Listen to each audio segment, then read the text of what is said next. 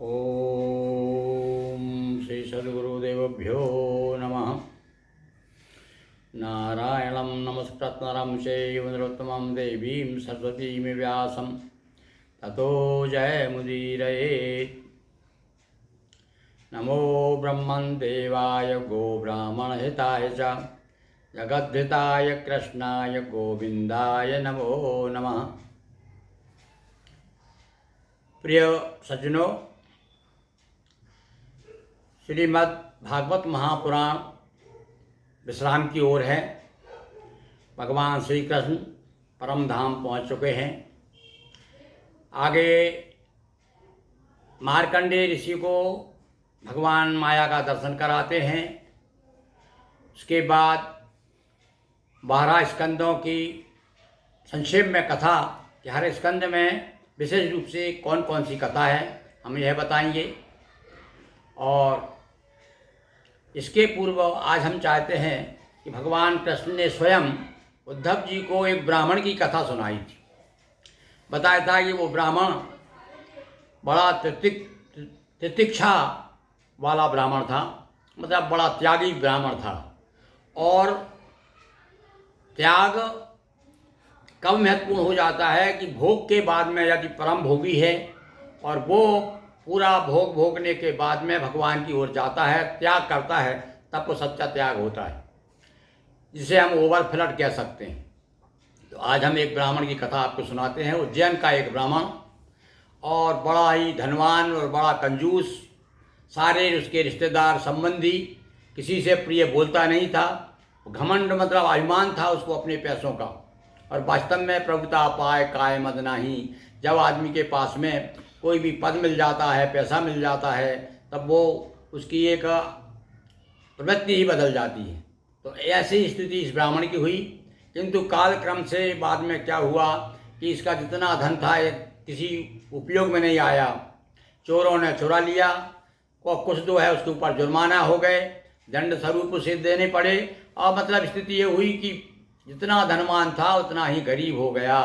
और जब वो गरीब हो गया तब वो भगवान की तरफ मुड़ा। और हमारे यहाँ तो ये सर्वमान्य बात है, सभी लोग इस बात को मानते हैं कि आदमी जब सब तरफ से अपबल तपोबल और बाहुबल, जब इन सब बलों जितने भी बल हैं ये जब निष्क्रिय हो जाते हैं, जब काम नहीं आते, तब फिर एक ही बल काम आता है, वो है चौथो है बलराम। तो यहाँ पर उस ब्राह्मण की यही कथा भगवान श्री कृष्ण बताते हैं कि जब चौथे बल पे वो आया, वो जब मेरी शरण में आया तब वो विमुक्त हुआ। तो अतः भैया सब कुछ छोड़ करके सार यही है, कथा का सार यही है कि काम करते रहो, नाम भजते रहो, नाम धन का खजाना बढ़ाते चलो, भगवान का स्मरण किया करो।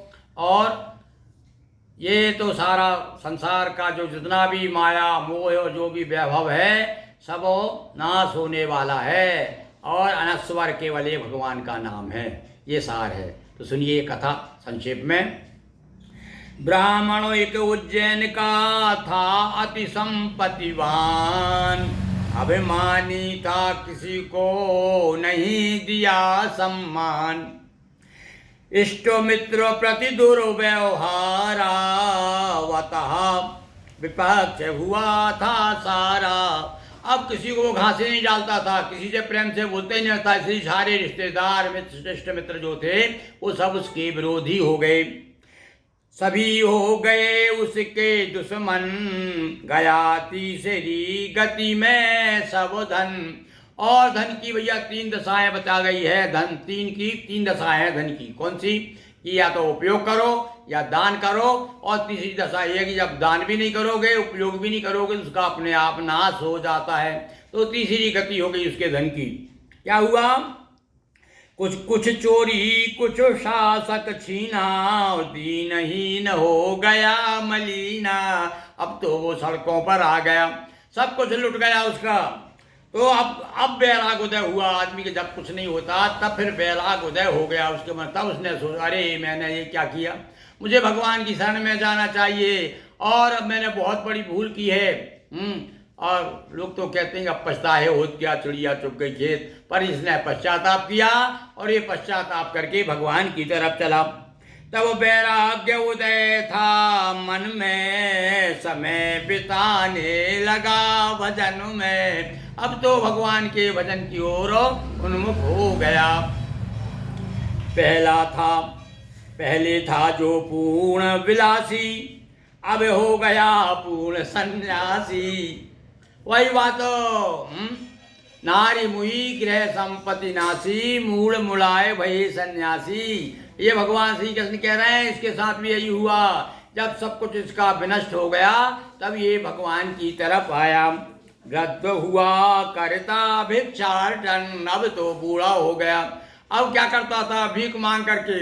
अब इसको लोग मजाक उड़ाते, उपहास करते, अरे ये देखो बाल बच्चे वाला कितना पैसे वाला था, आज दर दर का भिखारी हो गया। बेटा अच्छा करने का फल है, इसने कभी अच्छे कर्म नहीं किए। नाना प्रकार से लोग उपहास करते थे उसका। और भैया देखो भगवान की रास्ते पे जाता है, जब उस मार्ग पे जाता है तो दूसरे विरोधी लोग तो उसका उपहास उड़ाते ही हैं।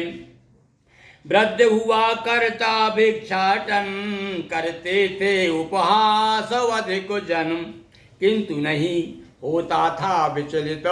हाँ, ये बात विशेष रूप से हमें भी समझने की है कि हम यदि रोज मंदिर जाते हैं तो दूसरे लोग देख करके हंसी भी उड़ा सकते हैं, कह भी सकते हैं अरे बड़ा भक्त बन गया, अरे आजकल तो तू बड़ा लूटा लेकर के सुबह सुबह मंदिर पहुंच जाता है। तो यहाँ भगवान श्री कृष्ण स्वयं उद्धव से कहते हैं कि वो ब्राह्मण फिर भी विचलित नहीं हुआ और उसको एक लगन लग गई। मतलब सीधा सा ये है कि एक बार आपके मन में लगन लग गई, जो भी तय कर लिया उससे अपने को विचलित नहीं होना चाहिए। किंतु नहीं होता था विचलित, कहता पूर्व कर्म फल निश्चित। जब उसको लोग शिकायत करते और उसके मजाक उड़ाते, कहते तो समझता अरे मेरे पूर्व जन्म के कर्मों का फल मिल रहा है मुझे, ऐसा कह करके वो संतोष होता और भगवान के पूजन अर्चन में लगा रहता था। नित्य प्रति मंदिर जाता, सत्संग में जाता, भजन कीर्तन करता। तो कृष्ण बताया प्यारे उद्धव, ब्राह्मण में सूसा नव अनुभव। भगवान कृष्ण कह रहे उद्धव, अब उसको विश्वास हो गया, उसके नया आभास हुआ, नया महसूस हुआ उसे, और उसका पूरा जीवन परिवर्तन हो गया। जब देखो भगवान की ओर आदमी संसार से, संसार के नायक की ओर, माया से माया के पति की ओर जाता है तो एक अलग ही आनंद की प्राप्ति होती है। धन के साथ गया दुख सारा, और वह तो ऐसा स्थिति हो गई इस ब्राह्मण की कि सारा दुख और शोक चिंता सब दूर हो गई, और धन चला गया तो समझ लो उसका दुख भी चला गया। धन के साथ गया दुख सारा, था केवल अब ईश सहारा। अब तो एक ही आश्रय पकड़ लिया उसने, माँ में कम शरणम ब्रज। भगवान कहते हैं सब कुछ छोड़ करके मेरी शरण में आ जा। जैसा अटल रहा वह ब्राह्मण। अब भगवान बताते देखो भाई, अब यहाँ पर शिक्षा दे रहे भगवान, कह रहे उद्धव से कि जैसा वो ब्राह्मण अटल रहा, अपने उस पर दृढ़ निश्चय पे रहा, भगवान की तरफ मुड़ गया, ऐसे ही यदि हो जाओगे आप भी तो वैसा ही करते सब निज मन। यदि सारे लोग अपने मन को वैसा ही बना लें तो ब्रह्मनिष्ठता प्राप्त हो, भागे सभी विकार।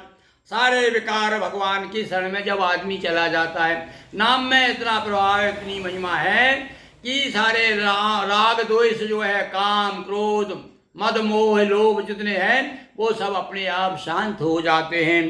तो क्या कहते हैं भगवान श्री कृष्ण अपने सखा उद्धव से कि ब्रह्मनिष्ठता प्राप्त हो, भागे सभी विकार, फिर यह हो सकता नहीं दुखदाई संसार। सारे दुख दूर हो जाते। कहते हैं शरण में, भगवान की शरण में जाओ तो मरण नहीं है, वहाँ तो आनंद ही आनंद है। बोलिए सच्चिदानंद भगवान श्री कृष्ण की जय, उमापति महादेव की जय, नर्मदा मैया की जय, हर हर महादेव शंभो। दोस्तों वीडियो को लाइक करें, शेयर करें, चैनल को सब्सक्राइब करें। बहुत बहुत धन्यवाद।